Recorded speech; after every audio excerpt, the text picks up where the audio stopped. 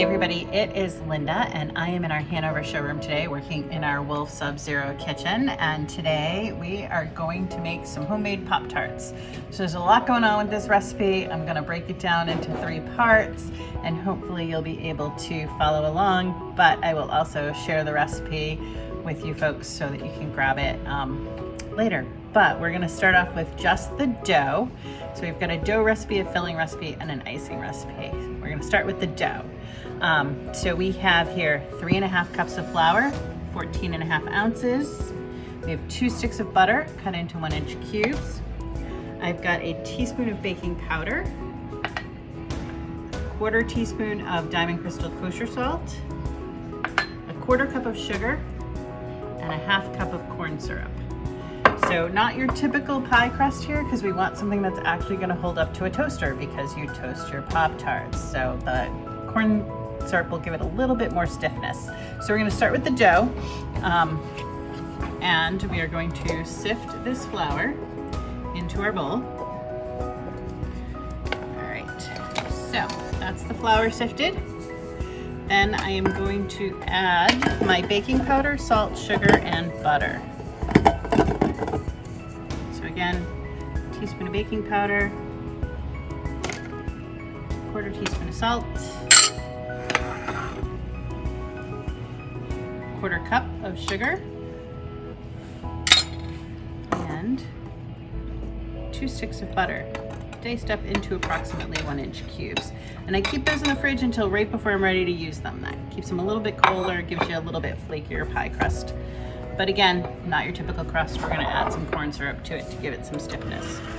So we're going to mix this on low until it turns into basically pea-sized crumbs and the butter basically disappears. So it's going to take a couple minutes for that, but we're not looking to beat the heck out of the butter and cream everything. We're just looking to incorporate the butter into the dough. We are at the point where the butter has pretty much disappeared and it just looks like little yellow crumbs in there. So we're going to go ahead and add the corn syrup.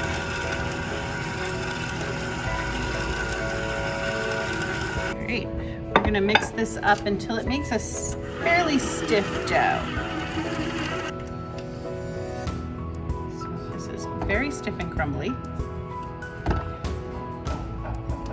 But we're going to go ahead and give it a little bit of knead in the bowl. Get it all to come together. And you can knead this on the counter, but it's just as easy to knead it in the bowl, and it's gonna just sit in the bowl for a little while anyway when we're done. So you just want it to come together as one big ball of dough. Okay. So this is already in a nice dough, it's already holding together nicely as a dough ball. So it is ready to go into the refrigerator. We're going to pop it into the fridge for about 30 minutes. And then while it's in the refrigerator, we'll come back and make the filling. And then we'll roll them out and fill them. And while they're baking, we'll make the frosting. So the dough is sitting in the fridge, it's resting. It can stay anywhere from 30 minutes to overnight. If you do leave it overnight, you want to make sure that you give it 30 minutes out of the fridge so you can roll it out. But 30 minutes to overnight, we're going to leave it about 30 minutes to an hour. But we're on to filling while that's chilling. So I've got in here 3 ounces of breadcrumbs. You can use fresh breadcrumbs that you grind yourself. I'm using panko today because they don't have a lot of flavor, and what we really want is the flavor of the brown sugar cinnamon because we're making brown sugar cinnamon Pop-Tarts. So I'm using 3 ounces of panko crumbs. I've got 1 ounce of melted butter, 4 ounces of dark brown sugar, 4 teaspoons of cinnamon, a tablespoon of vanilla, 1/2 teaspoon of salt, and 2.5 ounces of corn syrup. And so if you're wondering why I'm using the breadcrumbs, that's because if you add everything else together here and you put it inside your Pop-Tart, you'll get like this ooey gooey caramel filling that might melt all over your toaster. And if you think about Pop-Tarts and eating them, they're more of a like dry filling.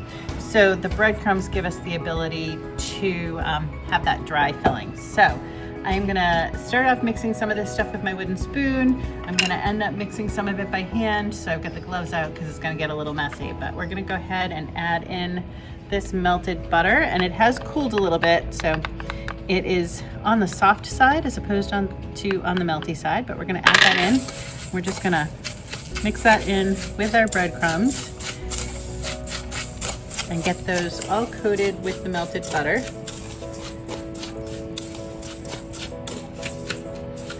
We're gonna add in the brown sugar, cinnamon, and the salt. Get those all mixed in.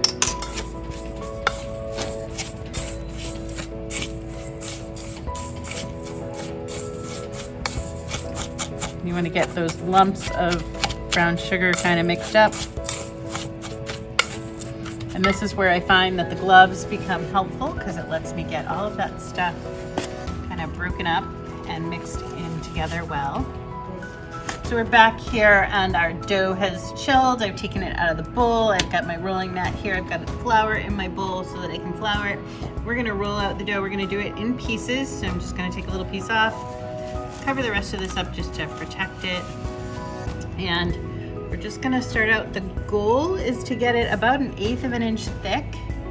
A little bit thicker is okay, but not much more than that. So a little bit of flour. And try and keep it square because your Pop-Tarts are rectangular. They're not circular. So try and keep it on the square side, and that way you can just cut your nice little rectangles out very evenly. So I've got my nice piece of dough here. The nice thing about this mat is it has lines on it so I can measure what I'm cutting.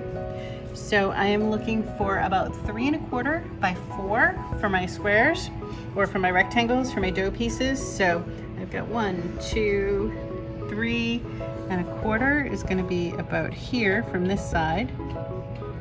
So I'll just mark this here, and the easiest way to do this is with a pizza cutter. There's my approximately 3 1/4 on that side. And again on this side.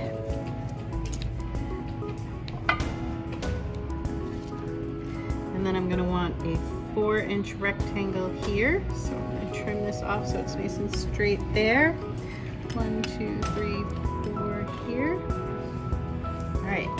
So I've got my filling. And I've got one piece of my pie. This one still has a little crack in it, so I'm gonna use that for my top. I'm gonna take about a tablespoon of filling and just kind of spread it out, maybe a little bit more. Spread it out on the Pop-Tart so that we've got about 1/4 of an inch of crust going here. And then we're gonna gently lay our top on, and you're gonna press the sides down to seal it. You don't need to use a fork. We're just gonna press those sides down and get that in there. This has some nice cracks on it, so some air will escape as it cooks. If it doesn't, you could use a fork and poke a few holes in there. But we're gonna put that on our cookie sheet lined with parchment paper. We're gonna fill up that sheet as we go. Refrigerate them for about half an hour before we cook them, and preheat our oven to 350 degrees while they're in the fridge. So our Pop-Tarts are cooling. It's time to make frosting. In here I have 7½ ounces of powdered sugar. And my mixer is fitted with the paddle beater. I'm going to put a tablespoon of cinnamon in there because these are cinnamon frosted. So we're gonna add a tablespoon of cinnamon, 1/8 of a teaspoon of kosher salt. And I'm gonna mix that all up just on low. And I'm gonna add 3 tablespoons of milk. You could also use egg whites. If you're using egg whites, use pasteurized egg whites because you're not cooking them.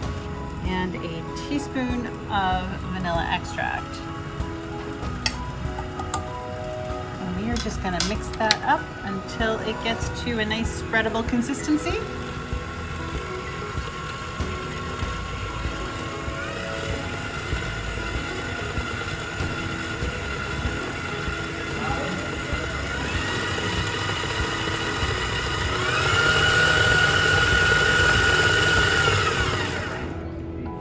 So we're just gonna grab, I have a small rubber spatula here, and we're just gonna put some icing on there.